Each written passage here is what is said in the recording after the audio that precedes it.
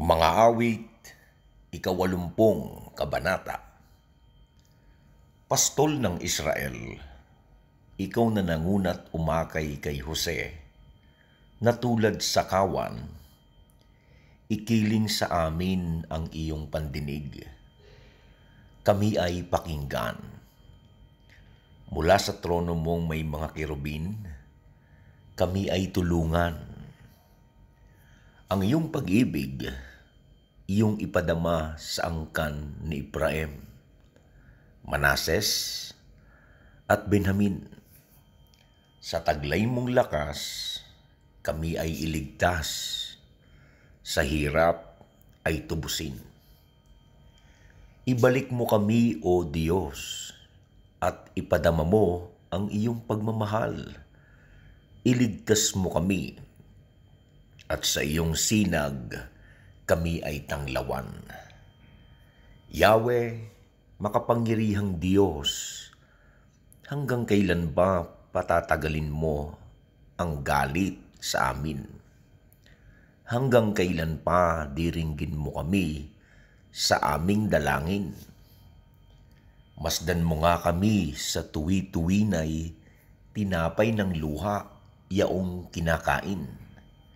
Luha ng hinagpis ang inihanda mo na aming inumin. Ang mga bansa sa paligid, hinayaan mong kami ay kutyain. Iyong pinayagang pagtawanan kami ng kaaway namin.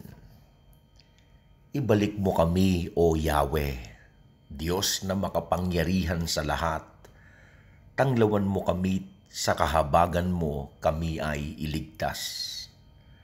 Mula sa Ehipto, ikaw ay naglabas ng puno ng ubas, saka itinanim sa lupang dayuhan, matapos ang tao rooy palayasin. Ngunit nilinis mo muna at pinagyaman ang piniling lugar na pagtataniman. Doon ay nag-ugat. Ang buong lupain ay nalaganapan. Nagsanga ang puno, lumagong mabuti, at ang kabundok ay kanyang naliliman. Mga punong cedar, naliliman pati ng sangang malabay. Hanggang sa ibayong dagat, ang sangang malabay nito'y nakaabot. Pati mga ugat humabang mabuti, umabot sa ilog. Bakit mo sinira? Sinira ang pader, kung kaya napasok nitong dumaraan. Pinipitas tuloy yaong bunga nitong tanim na naturan. Mga baboy damong nagmula sa gubat, niluluray itong walang pakundangan.